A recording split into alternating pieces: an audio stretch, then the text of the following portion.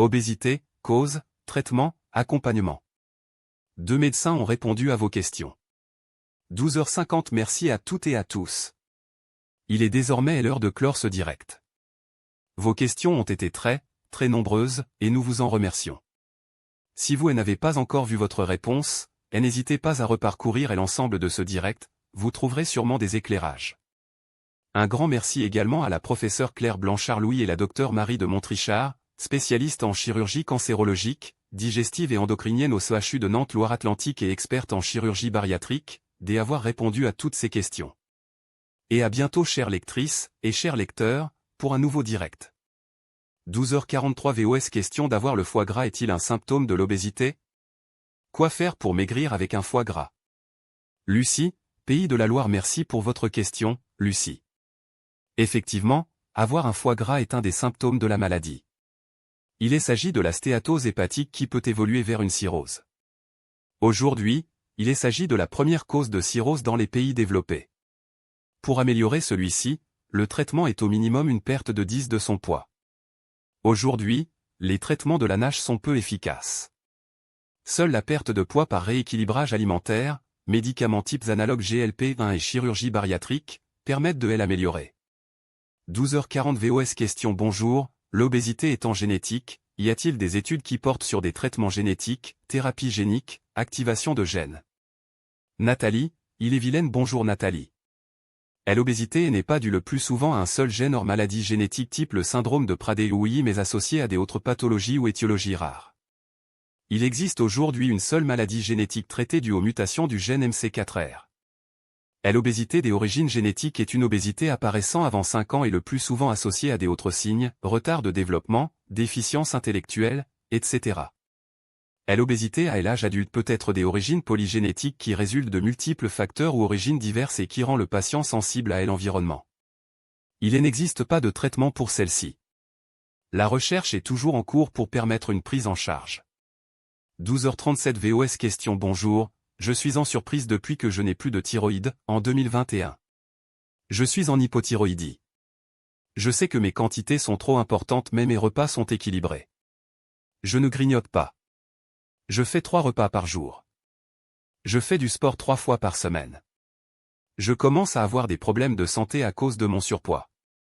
Que faire? Nathalie, Ille-et-Vilaine. Bonjour Nathalie et merci pour votre question. Dans un premier temps, il faut vous rapprocher d'un service d'endocrinologie. 12h36 VOS. Question depuis 6 mois, je suis le programme comme j'aime. Après une perte de poids au bout de quelques semaines, il y a stabilisation depuis 1 mois.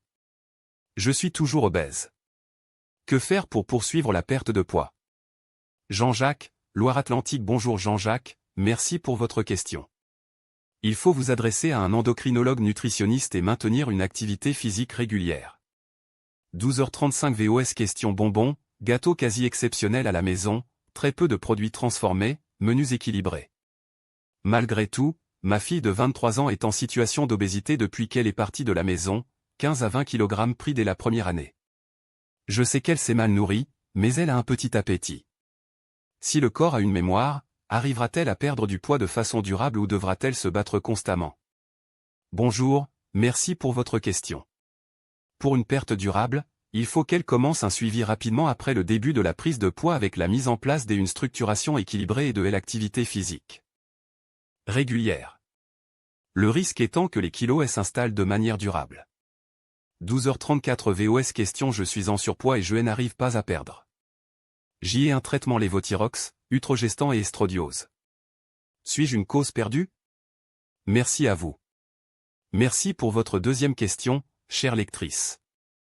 Pour vous répondre, non, il y a toujours une solution, rassurez-vous. Rapprochez-vous d'un centre spécialisé en obésité CSO afin qu'une prise en charge personnalisée vous soit proposée.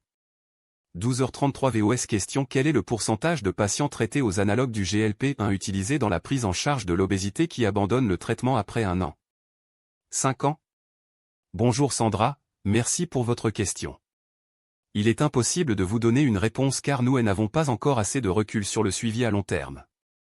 12h33 VOS. Question j'ai lu un article qui indiquait que des traitements analogues du GLP-1 liraglutide, semaglutide, ferait l'objet de récentes recommandations publiées le 25/11/25 par le groupe de concertation et de coordination des centres spécialisés de l'obésité GCCCSO et le réseau Force Réseau National de Recherche Clinique spécialisée dans la nutrition. Puis-je en savoir plus? Est-ce mis en place? Quels sont les critères pour y avoir accès? Peut-on en parler d'ores et déjà à notre médecin généraliste? Quelles sont les démarches pour y avoir accès? Merci pour votre réponse. Sophie, Loire-Atlantique. Madame, effectivement, un article en ligne est à disposition avec la prise en charge des GCCCSO. Il regroupe la position des experts pour la bonne prescription et le suivi des patients sous analogue de GLP-1. Tous les médecins peuvent le prescrire. Il faut avoir un IMC supérieur à 27 kg M2 avec une comorbidité en lien avec l'obésité ou un IMC supérieur à 30. Il faut avoir mis en place un suivi diététique auparavant et n'avoir pas de contre-indication à ces médicaments. Vous pouvez en parler à votre médecin généraliste qui peut vous les prescrire et demander, par la suite, un suivi prolongé. Ceux-ci ne sont pas remboursés aujourd'hui par la sécurité sociale et le coût varie entre 2 cents à 4,50 cents par mois. Il ne faut pas les arrêter au vu du risque de reprise complète de poids. 12h28 VOS. Question: a-t-on un recul suffisant sur les éventuels effets nocifs des nouveaux médicaments anti-obésité type Ozempic? Et que penser des conclusions des études menées par des chercheurs britanniques, publiées récemment, qui montreraient que la reprise de poids après l'arrêt du traitement serait très rapide? Béatrice, Ille-et-Vilaine. Bonjour Béatrice, merci pour votre question. Oui, nous commençons à avoir du recul. Le traitement est efficace mais nécessite une prise à vie. En cas d'arrêt, on assiste à une reprise de poids. 12h27 VOS. Question: comment perdre du poids après 70 ans? Bonjour Léa, merci pour votre question. La perte de poids après 70 ans est plus difficile. Un suivi nutritionnel reste impératif associé à une activité physique régulière minimum 30 minutes de marche par jour. 12h25 VOS. Question: l'Ozempic sera-t-il remboursé par la CPAM? J'ai un IMC à 42 mais je ne veux pas de la chirurgie bariatrique que le service spécialisé de l'hôpital me présente comme la seule solution pour moi, faute d'avoir les moyens pour les injections. Bonjour Dominique. Vous n'êtes pas le seul à vous poser cette question. Effectivement, aujourd'hui, l'Ozempic n'est pas remboursé par l'assurance maladie. Peut-être à l'avenir. La chirurgie est le traitement de référence, c'est pour cette raison qu'elle vous est proposée. 12h24 VOS. Question: comment continuer à sortir alors que le corps souffre ainsi que le mental? Douleur, remarques désobligeantes des autres? Merci pour votre dernière question. Une prise en charge psychologique est nécessaire. Il est important de traiter cette maladie avec un suivi pluridisciplinaire: endocrinologue, nutritionniste, psychologue, etc. 12h22 VOS. Question: pourquoi, malgré une alimentation équilibrée, le poids continue-t-il de monter? Marina, parfois des autres facteurs sont responsables de cette maladie comme une maladie hormonale ou une prédisposition génétique. Une prise en charge pluridisciplinaire est nécessaire: rééducateur physique, endocrinologue, psychologue, etc. 12h22 VOS. Question: quid de l'addiction et de la dépendance aux glucides? Alexia, Loire-Atlantique. Merci pour votre question, Alexia. Oui, cette addiction existe, et c'est pour cela qu'une préparation endocrino-nutritionnelle et une préparation psychologique en parallèle sont primordiales. 12h21 VOS. Question: peut-on être suivi au CHU pour obésité même si on n'est pas prêt pour une opération? Je fais 130 kg pour un M62. Cécilia, Loire-Atlantique. Bonjour Cécilia. Tout à fait, il faut vous tourner vers un service d'endocrinologie et de nutrition. 12h21 VOS. Question: bonjour, quelles sont les contre-indications à un traitement médicamenteux de l'obésité? Benoît, Ille-et-Vilaine. Bonjour Benoît, merci pour votre question. Effectivement, il existe des contre-indications comme le cancer de la thyroïde, les néoplasies endocriniennes, une grossesse, les pancréatites ou problèmes liés au calcul dans la vésicule biliaire, et les problèmes rénaux. 12h20 VOS. Question: bonjour, j'ai une hypothyroïdie depuis 6 ans, ainsi que de l'hypertension. Je fais de l'apnée du sommeil depuis 2 ans. À cause de tout ça, j'ai 25 kilos en trop sur ma balance et aucun réel conseil ou aide pour m'aider. Je ne comprends plus mon corps. Que pouvez-vous me conseiller? Je vous en remercie par avance. Bonjour Laure, merci pour votre question. Je vous invite à consulter dans un centre spécialisé de l'obésité CSO qui permettra de faire un bilan complet et multidisciplinaire pour une meilleure prise en charge. 12h18 VOS. Question: avec plusieurs pathologies myélome multiples, apnée du sommeil, thyroïdectomie pour goitre multinodulaire bénin, est-il possible de se faire opérer? J'ai 68 ans, je pèse 115 kg pour un m80. Bonjour Jean-Claude, merci pour votre question. Aujourd'hui, vous êtes dans les critères pour une intervention chirurgicale. L'âge limite est de 70 ans pour une intervention car les risques, notamment de fonte musculaire, ne sont pas en faveur de la chirurgie. Je vous invite à vous rapprocher d'un centre de prise en charge de l'obésité près de chez vous. 12h15 VOS question. Bonjour, le laser appliqué au niveau de l'oreille, pour réduire sa dépendance au sucre soi-disant, est-il efficace pour maigrir? Nathalie, Ille-et-Vilaine. Bonjour Nathalie, merci pour votre question.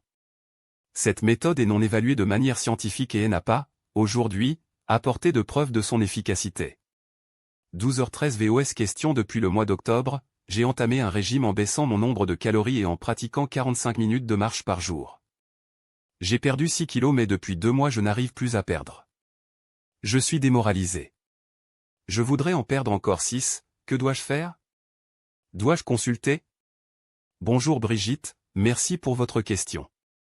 Aujourd'hui, il n'est pas recommandé de réaliser de régime hypocalorique car à la reprise alimentaire, il existe de manière presque systématique une reprise de poids, voire plus. C'est ce qu'on appelle l'effet yo-yo, un processus qui décrit la perte de poids rapide, mais qui entraîne une reprise de poids elle aussi rapide, voire plus importante que par rapport au niveau de départ. Chaque patient doit être suivi par un professionnel pour une perte de poids durable, nutritionniste, diététicienne, etc. 12h13 VOS question. Pourquoi le délai de prise en charge via un endocrinologue nutritionnel est-il si important? Bonjour Marina. Car c'est une maladie complexe.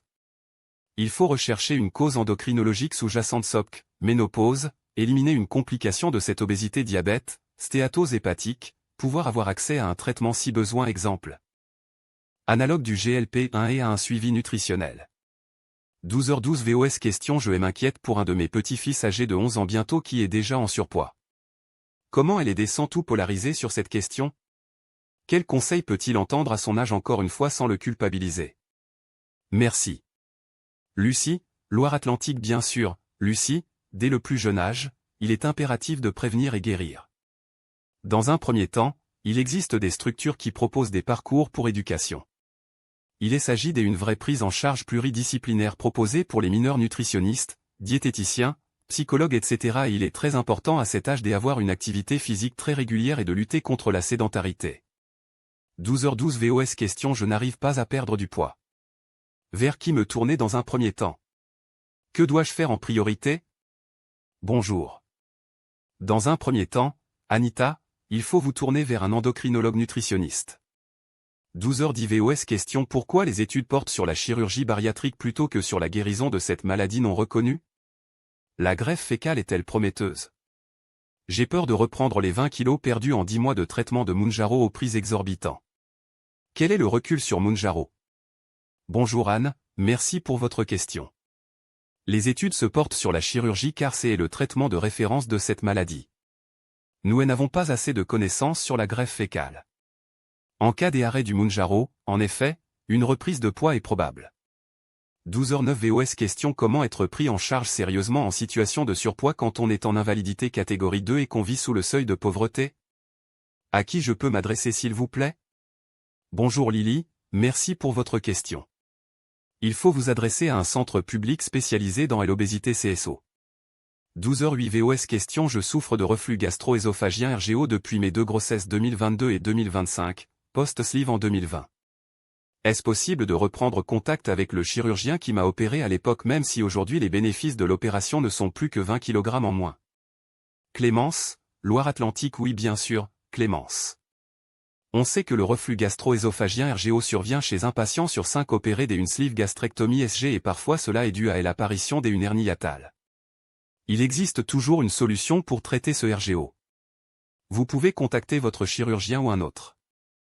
Il faut penser également à contrôler ce RGO avec la réalisation d'une fibroscopie qui confirmera la présence d'une hernie hiatale et recherchera si le RGO chronique a eu des répercussions notamment sur votre œsophage. 12h08 VOS question. Bonjour, pourquoi les psychotropes font-ils grossir? Quel intérêt du dosage de la leptine et de son opposé pour les personnes obèses? Bonjour. Les psychotropes peuvent stimuler l'appétit, ralentissent le métabolisme des patients et peuvent entraîner une répercussion sur le sommeil. Et, La fatigue chronique stimule aussi l'appétit.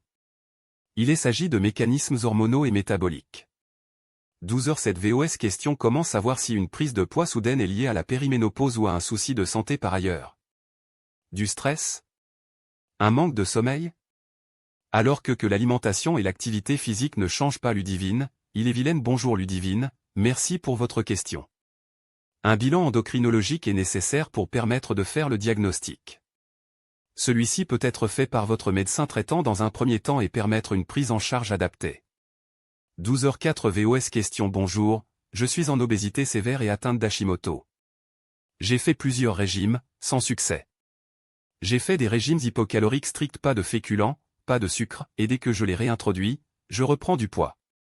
Étant atteinte d'Hashimoto avec un métabolisme ralenti, ai-je une chance de perdre du poids? J'ai entendu parler du rôle de T3 plus important que celui de la T4 pour pallier les effets d'Hashimoto et de décharger le foie pour la conversion de T4 en T3. Une piste? Nathalie, il est vilaine. Bonjour Nathalie, merci pour votre question.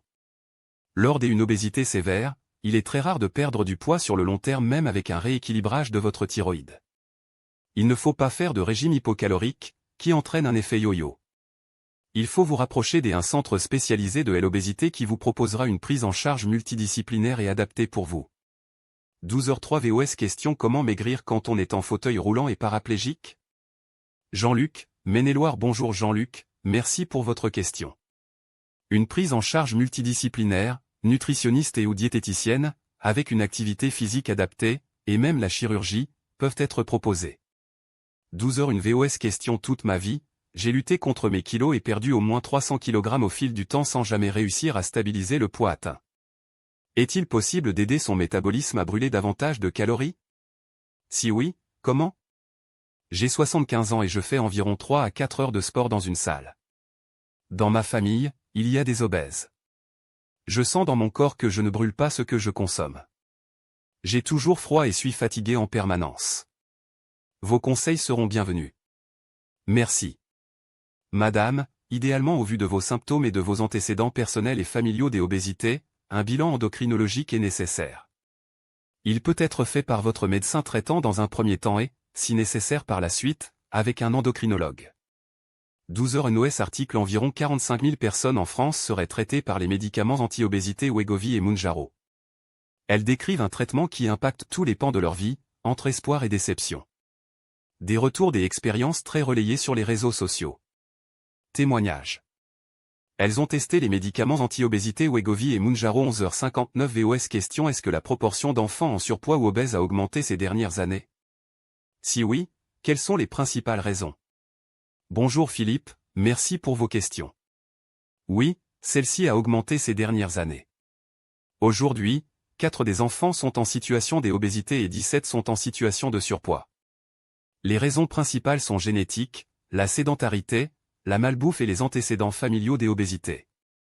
11h58 VOS question: pourquoi si on prend du méthotrexate et lévothyrox, on n'est pas pris en compte pour l'obésité? Brigitte, Maine-et-Loire. Bonjour Brigitte, merci pour votre question.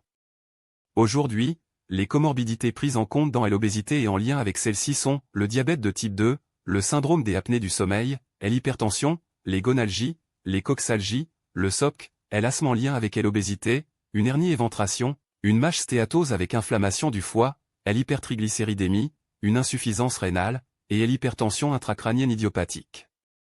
11h53 VOS question: Y a-t-il corrélation entre ablation de la thyroïde et prise de poids? Bonjour Catherine, merci pour votre question. La réponse est oui, il s'agit là d'un problème hormonal. Il faut se rapprocher de votre endocrinologue. 11h52 VOS question: comment maigrir après 60 ans lorsque l'on est handicapé et que l'on ne peut pas faire de sport ni de marche?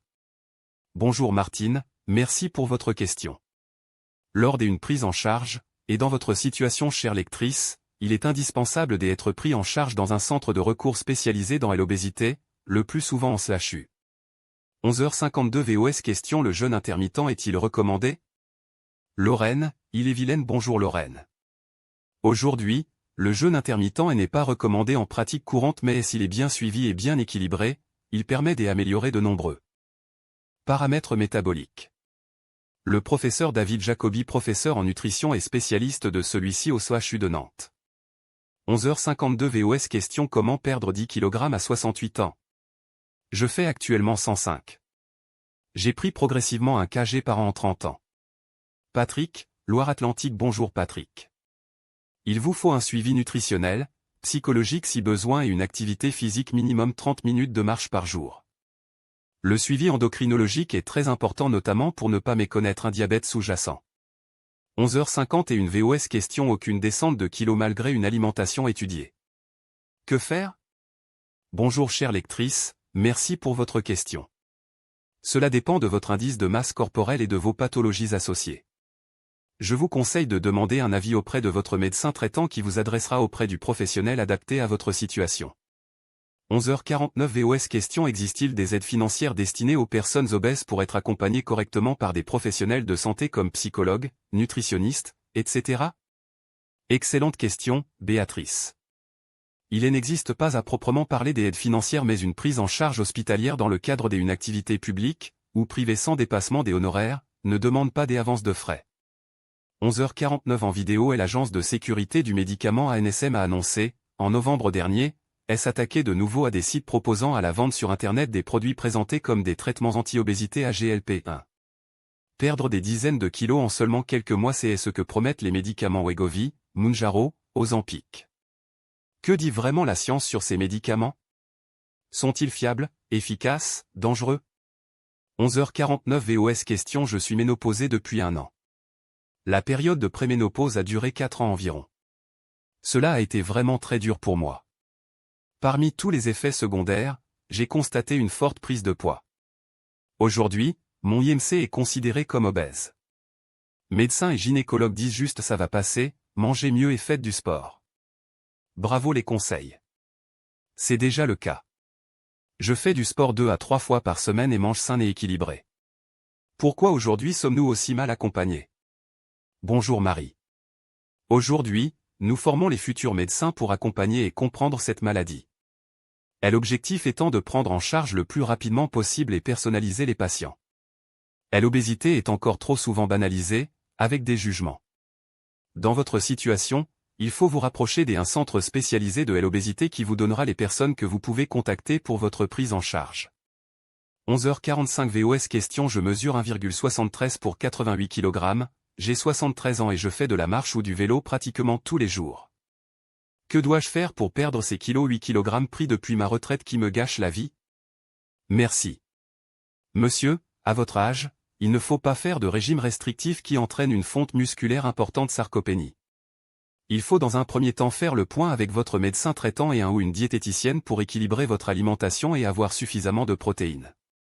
11h44 VOS question on m'a prescrit un générique Orlista 120 md, car je stocke les graisses malgré une alimentation suivie par une nutritionniste.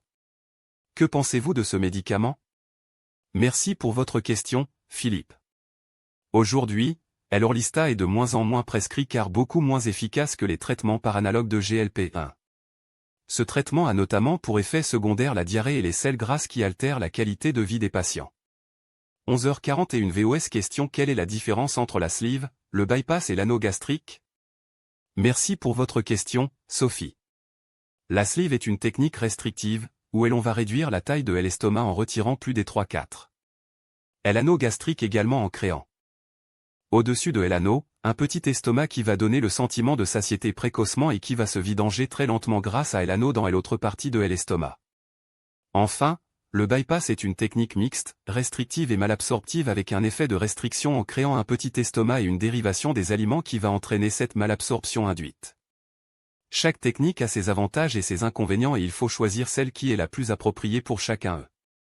11h40 VOS question l'obésité peut-elle être héréditaire? Pierre, Loire-Atlantique. Bonjour Pierre, merci pour votre question. Effectivement, l'hérédité et les causes génétiques sont des facteurs de risque d'obésité. 11h40 NOS article labellisé Centre spécialisé de l'obésité CSO, le centre hospitalier universitaire de Brest devient le pôle de référence pour l'Ouest breton. Alors que le nombre de personnes concernées augmente, il organise une prise en charge complète, de la prévention à la chirurgie. Nous vous invitons à lire notre article ci-dessous. Entre 900 et 950 patients sont pris en charge annuellement. Ce centre de soins est expert sur l'obésité en Finistère. 11h38 VOS question est-ce qu'un traitement est nécessaire en plus d'un rééquilibrage alimentaire? Merci. Bonjour Alicia, il faut toujours débuter par un équilibrage alimentaire avant tout traitement médicamenteux et si celui-ci est utile, il pourra être proposé par la suite. 11h36 NOS article et l'obésité s'est envolée ces dernières années chez les enfants et adolescents matraqués par la publicité pour la malbouffe, devenant même cette année la première forme de malnutrition chez les 5 à 19 ans dans le monde, devant la sous-alimentation, alerte l'UNICEF. Malbouffe, l'obésité dépasse désormais la sous-nutrition chez les enfants et ados. 11h36 sur l'obésité, saurez-vous démêler le vrai du faux? Selon l'OMS, depuis 1975, le nombre de cas d'obésité a presque triplé à l'échelle de la planète. Ces chiffres alarmants font de cette maladie associée à une mortalité élevée un enjeu de santé publique majeur. À l'occasion de la Journée mondiale de lutte contre l'obésité le 4 mars, nous vous proposons de vérifier vos connaissances sur le sujet avec un quiz en 10 questions. À vous de jouer. Quiz. Sur l'obésité, saurez-vous démêler le vrai du faux? 11h35 VOS question. Qu'en est-il de l'addiction aux glucides? Anne, Loire-Atlantique. Bonjour Anne, merci pour votre question. Les glucides stimulent le cerveau par la dopamine qui associe le sucre à une récompense. Il n'y a pas de dépendance physique comme les drogues mais une dépendance plus émotionnelle. Une prise en charge plus comportementale peut être utile par un ou une psychologue spécialisée ou endocrinologue nutritionniste diététicien spécialisé dans cette addiction. 11h32 VOS question. Est-il possible de reprendre du poids après une chirurgie bariatrique? Bonjour Marie, merci pour votre question. Oui, nous pouvons voir des situations d'échec où les patients reprennent du poids après chirurgie. Cela est plus fréquent après la sleeve. Où est l'importance du suivi post-opératoire à vie? 11h32 NOS article à l'occasion de la Journée mondiale de lutte contre l'obésité, Alison Trost, 34 ans, habitante du Maine-et-Loire, a accepté de nous raconter son parcours. Jusqu'à sa décision de se faire opérer pour retrouver un corps qu'elle ne reconnaît plus. J'y ai l'impression d'être dans un corps qui n'est pas le mien, obèse, Alison a décidé de se faire opérer, édition du Soir Ouest France, 03-03-2026 11h31 VOS question. Quel avis avez-vous sur la molécule du glucavi? Très efficace sans complications ni contre-indications. Qu'en pensez-vous? Par avance, merci à vous. Véronique, Ille-et-Vilaine. Merci pour votre question, Véronique. L'efficacité n'est pas scientifiquement démontrée. En effet, les effets indésirables sont rares mais, encore une fois, son efficacité reste à prouver. Scientifiquement. 11h28 VOS question. Je pèse 109 kg pour un M70. Il y a 26 ans, j'ai réussi à perdre 25 kg avec l'aide d'une diététicienne. Mais aujourd'hui, j'ai tout repris même plus 35 kg. J'ai essayé de reperdre avec une diététicienne mais aucune perte. J'ai 53 ans, agricultrice, je bouge pas mal du fait de mon métier. Que me conseillez-vous? Malheureusement, Fabienne, c'est l'histoire de l'obésité qui est une maladie chronique. Une prise en charge dans un centre spécialisé diététicien, psychologue, endocrino-nutritionniste, chirurgien vous permettra une prise en charge globale et personnalisée. Aujourd'hui, les deux traitements efficaces sont la chirurgie et ou les médicaments contre l'obésité. 11h26 VOS question. Je suis ancienne hyperphage, SOPK syndrome des ovaires polykystiques, HTA hypertension artérielle et je souffre de gastrite à présent. Je fais du sport une fois par semaine, je mange sainement et je ne perds pas un gramme. Comment être aidé et prise en charge s'il vous plaît? Le médicament Orlisa ne fonctionne pas car je ne consomme pas de gras. Bonjour Marie, merci pour votre question. Aujourd'hui, le traitement par Orlista est très peu efficace. Les traitements efficaces, mais non remboursés, sont les analogues du GLP-1. Il faut débuter par une prise en charge auprès d'un médecin nutritionniste. 11h26 en vidéo. 18,1% de la population française est atteinte d'obésité. À l'occasion de la Journée mondiale de lutte contre cette maladie chronique, plusieurs personnes ont accepté de nous raconter leur parcours. Certains luttent contre la grossophobie au quotidien, d'autres s'apprêtent à se faire opérer pour retrouver ce corps qu'ils ne reconnaissent plus. 11h25 VOS question. Je viens pour vous demander par rapport à mon poids. J'ai fait une semaine éducative en service obésité, j'étais à 120 kg. J'ai perdu 26 kg et je ne bouge pas. Je suis à 93 kg et je n'arrive pas à descendre plus bas. De quoi cela peut-il venir? Bonjour Sonia. Bravo pour ce résultat. Malheureusement, l'obésité est une maladie chronique. Et une fois le rééquilibrage et l'activité mis en place, il y a un plateau dans la perte de poids. Lors d'une obésité seule, après la chirurgie, les médicaments permettent de continuer une perte de poids significative. Mais il est très rare d'arriver à avoir un poids normal lorsqu'on a une obésité, juste avec un rééquilibrage alimentaire. 11h24 VOS question: à partir de quand les enfants sont-ils considérés comme obèses? Et est-ce une situation irrémédiable? Comme pour les adultes, Hugo, un enfant est considéré en situation d'obésité lorsque son IMC est supérieur à 30 kgsm2. Ce n'est jamais une situation irrémédiable. Il faut une prise en charge dans un centre pédiatrique adapté. 11h24 VOS question: est-ce que l'obésité est une maladie génétique, ou pouvons-nous le devenir sans antécédents familiaux? Amandine, Pas-de-Calais. Merci pour votre deuxième question, Amandine. L'obésité peut être des origines génétiques, ou avec des prédispositions familiales, mais un patient peut devenir obèse sans aucun antécédent. 11h23 VOS question: j'ai 34 ans, je pèse 104 kg pour un m58. J'ai essayé plusieurs régimes. Je perds du poids et je reprends. J'ai une alimentation très émotionnelle, au moindre stress, je mange. J'ai une vie très stressante entre une enfant handicapée et une maman malade. Je commence à me poser la question de la chirurgie bariatrique. Mais j'ai peur, car il peut y avoir beaucoup de risques même des années après. Sur le long terme, vaut-il mieux se faire opérer que de rester obèse? Blandine, Ille-et-Vilaine. Oui, Blandine, l'espérance de vie revient à la normale avec un IMC entre 18 et 25. À chaque prise de 5 points des IMC à partir de 25, on augmente son risque de mortalité de 20 à 30. Cette morbimortalité s'explique par une augmentation significative des risques de cancer, de maladies cardiovasculaires, de diabète et complications, de problèmes respiratoires. 11h22 VOS question: à partir de quel moment pouvons-nous considérer que nous sommes en situation d'obésité? Amandine, Pas-de-Calais. L'obésité, Amandine, est définie par un indice de masse corporelle IMC au-dessus de 30 kg M2. Il se calcule en divisant le poids en kgs par la taille au carré en mètres.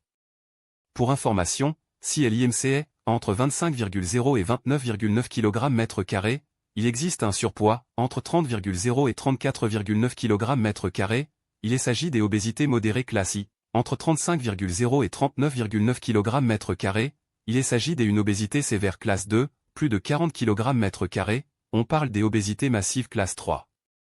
11h21 NOS article repéré plus tôt, rembourser des consultations de diététique, de psychologue et de l'activité physique adaptée, former davantage de soignants. Le gouvernement a dévoilé sa feuille de route 2026 à 2030 pour la prise en charge de l'obésité, sans trancher sur le remboursement des médicaments. Obésité, le gouvernement dévoile sa feuille de route 2026 à 2030 pour sa prise en charge. 11h17 VOS question: âgé de 42 ans, j'y ai fait des régimes toute ma vie. Depuis quelques mois, j'y ai demandé à prendre de l'Ozempic et les résultats sont là, sans rien avoir changé à mon habitude de vie. Serais-je réellement obligé de prendre ce traitement à vie? Martine, Ille-et-Vilaine. Bonjour Martine, merci pour votre question. Oui, on constate même un rebond de la prise de poids avec une reprise totale du poids et l'arrêt du traitement. 11h15 VOS question: j'ai déjà consulté une diététicienne, mais pas convaincu. J'aimerais pouvoir trouver une personne qui me permette de m'aider à adapter les repas de la semaine en fonction des besoins de moi et mon mari. Et selon nos modes de vie. Quel type de spécialiste faut-il rencontrer pour un suivi personnalisé? Delphine, Seine-Saint-Denis. Bonjour Delphine. Il faut que vous preniez contact avec un endocrinologue nutritionniste. 11h14 VOS question: je souhaiterais savoir quand sera remboursé par la sécurité sociale le Wegovy? En vous remerciant. Merci pour votre question, Nathalie. Nous n'avons pas encore des informations à ce sujet, une demande est en cours auprès de la sécurité sociale. 11h12 VOS question: bonjour, l'obésité apparaît-elle avec l'âge? Vincent, Ille-et-Vilaine. Bonjour Vincent, merci pour votre question. L'obésité peut apparaître à tout âge, en fonction des étiologies. Une obésité avant l'âge de 6 ans doit faire rechercher une cause génétique. 11h11 VOS question: que pensez-vous du régime intermittent? Oui, Marc, il est efficace pour la perte de poids et la correction de certaines comorbidités, mais ce régime doit être bien suivi par un endocrinologue nutritionniste spécialisé. 11h10 VOS question: comment lutter efficacement contre l'alimentation émotionnelle? J'y ai conscience du poids que j'y ai à perdre. Plus je me le dis, plus je mange. J'y ai conscience de ce que je dois améliorer dans mon alimentation, mais je me décourage lorsque je m'aperçois que je ne perds même pas un gramme. Les traitements médicamenteux sont-ils une clé pour épauler une perte de poids? Une lectrice du Maine-et-Loire. Merci pour votre question. Concernant l'alimentation émotionnelle, il est nécessaire d'être suivi par un ou une psychologue spécialisée dans ces troubles, et ou par un ou une nutritionniste.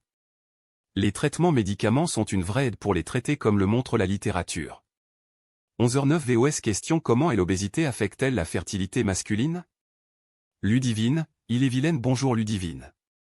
L'obésité affecte la fertilité masculine notamment due à la qualité du sperme et une altération hormonale. De nombreux articles sont publiés sur le sujet. Les hommes en situation d'obésité peuvent présenter des signes de dysfonctions érectiles, de syndrome des apnées du sommeil qui peuvent compromettre la fertilité. Une perte de poids et une amélioration des comorbidités permettent une amélioration de la fertilité. 11h07 VOS. Question: on connaît bien le dispositif Tabac Info Service pour accompagner les fumeurs. Pourquoi n'existe-t-il pas, en France, un service national équivalent pour prévenir et accompagner les personnes concernées par l'obésité? Sébastien, Ille-et-Vilaine. Très bonne question, Sébastien. Pour le moment, il n'existe pas d'équivalent en santé publique. Il y a le programme Manger, Bouger. Un plan national de lutte contre l'obésité a été reconduit en 2026 à 2030. L'objectif étant que l'obésité soit reconnue comme une maladie chronique et qu'il y ait une meilleure prise en charge de celle-ci. 11h06 VOS question: bonjour. Je suis en obésité morbide depuis quelques années alors que je mange plutôt sainement. Toute ma famille paternelle grossit à partir de 45-50 ans, donc je pense que c'est génétique. Mes questions: quel type de contrôle dois-je faire? Prise de sang, échographie? Et quel spécialiste dois-je consulter? Merci pour votre réponse qui peut me sauver la vie. Merci pour vos questions, Alexandra. Idéalement, il faut dresser un bilan médical complet avec une prise en charge multidisciplinaire dans un centre spécialisé de l'obésité CSO. Puis, l'ensemble des médecins programmera les examens nécessaires. 11h04 VOS question: à 50 ans, je fais face depuis 10 ans à une prise de poids malgré une hygiène de vie stricte. Les doutes exprimés par certains professionnels médecins, nutritionnistes, kinés sur ma sincérité m'épuisent et le stress commence à affecter ma motivation. Je souhaite explorer les causes métaboliques ou hormonales plutôt que de simples régimes. La chirurgie n'est pas une option pour moi, si toutefois mon médecin avait cette idée, je cherche donc des alternatives adaptées et efficaces. Que me conseillez-vous? Sandrine, Ille-et-Vilaine. Bonjour Sandrine. Le mieux est de vous rapprocher d'une équipe multidisciplinaire spécialisée dans la prise en charge de l'obésité. Ces centres ne proposent pas uniquement la prise en charge chirurgicale mais avant tout médicale. Ils sont tous rassemblés au sein de votre centre spécialisé de l'obésité. 11h02 VOS question: nous sommes à la retraite avec une quinzaine de kilos en trop chacun. Depuis 3 mois après avoir consulté une infirmière à Zalé, nous programmons des repas à la semaine avec l'aide de l'application Manger, Bouger. Nous marchons un peu tous les jours et pourtant aucun kilo en moins. Que faire? Merci pour votre question, chère lectrice et chers lecteurs. Idéalement, il faut faire un bilan médical complet car le surpoids peut être en lien avec de nombreuses étiologies: manque des activités physiques, déséquilibrage alimentaire, ménopause, andropause, génétique, médicamenteux. Une prise en charge complète vous permettra de comprendre la prise de poids. En vieillissant, la perte de poids est plus difficile. 10h59 2 heures d'échange avec 2 médecins spécialistes à l'occasion de la Journée mondiale de lutte contre l'obésité, organisée ce mercredi 4 mars 2026. Ouest France vous propose d'interroger la professeure Claire Blanchard-Louis et la docteure Marie de Montrichard, spécialiste en chirurgie cancérologique, digestive et endocrinienne au CHU de Nantes Loire-Atlantique. Elles répondent à toutes vos questions, en direct. 10h59 Bonjour à toutes et à tous. Soyez les bienvenus dans ce direct dédié à l'obésité. Sujet suivant. Papillomavirus, symptômes, risque de cancer. Tout ce qu'il faut savoir sur ces virus. La Journée mondiale de sensibilisation au papillomavirus se tient ce mercredi 4 mars. À cette occasion, voici tout ce qu'il faut savoir sur cette famille de virus qui peut mener au cancer du col de l'utérus. Une infection qui peut être dangereuse. Chaque année en France, 6300 nouveaux cas de cancer du col de l'utérus sont causés par les papillomavirus, d'après l'Institut national du cancer. Ce mercredi 4 mars marque la Journée mondiale de sensibilisation au papillomavirus humain. Pour rappel, les papillomavirus, également appelés HPV Human Papillomavirus ou VPH virus du papillome humain, sont une vaste famille de virus de plus d'une centaine de types, dont certains peuvent mener au cancer du col de l'utérus. En effet, il existe près de 200 types de HPV dont certains sont à haut risque oncogène, il s'agit principalement des HPV 16, 18, 31, 33, 35, 39, 45, 51, 52, 56, 58 et 59, indique l'Institut national du cancer. Souvent asymptomatique, l'infection à HPV disparaît la plupart du temps spontanément grâce à notre système immunitaire, selon la Haute Autorité de santé. Dans environ 90 des cas, le virus HPV aura disparu dans les 2 ans, est-il mentionné sur leur site. Comment se transmet le HPV? Néanmoins, certains types de papillomavirus plus dangereux peuvent provoquer des condylomes, des petites verrues au niveau des organes génitaux ou de l'anus, mais aussi des démangeaisons et des saignements. Si ces derniers n'induisent pas nécessairement à un cancer du col de l'utérus, ce sont bel et bien les HPV qui sont à l'origine de ces cancers, en particulier le type 16 qui est responsable dans la plupart des cas. Le papillomavirus est une infection sexuellement transmissible IST, fragilisant les muqueuses et augmentant considérablement le risque de contamination par le virus du sida. De ce fait, elle se transmet par contact des muqueuses ou de la peau, majoritairement lors de rapports sexuels, qu'il y ait ou non une pénétration.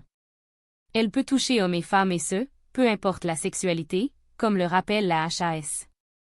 À noter que l'usage des préservatifs n'est pas suffisant contre l'infection à HPV, puisqu'il ne couvre pas la totalité des parties génitales. Quel traitement? Aux moindres symptômes, sachant que ces derniers peuvent apparaître entre 1 mois et plusieurs années après l'infection, il est important de se faire dépister le plus vite possible. Pour cela, chez la femme de 25 à 29 ans, un frottis du col de l'utérus doit être effectué tous les 3 ans, à la suite de 2 premiers frottis normaux réalisés à 1 an d'intervalle. Cela permet de détecter d'éventuelles cellules anormales. Concernant les femmes âgées de 30 à 65 ans, le frottis sert ici à rechercher directement les virus HPV à haut risque de cancer, grâce à un test HPV-HR qui est réalisé 3 ans après le dernier examen cytologique normal, puis tous les 5 ans. Pour rappel, ce test s'intéresse à la présence des ADN du papillomavirus à haut risque, alors que l'examen cytologique se penche sur la forme des cellules du col de l'utérus. Enfin, pour les hommes, un examen médical est réalisé si des condylomes sont visibles. Pour les formes bénignes de cette infection sexuellement transmissible, un traitement local des lésions suffit, c'est sans grave dire l'utilisation d'une crème, ou encore de la cryothérapie et une ablation chirurgicale quand cela est nécessaire. Néanmoins, le HPV a l'avantage d'avoir un vaccin, recommandé chez les jeunes filles et garçons entre 11 et 14 ans. Une vaccination plus tardive est possible avant le début de la vie sexuelle. Mais comme il ne protège pas contre tous les papillomavirus, le dépistage reste indispensable.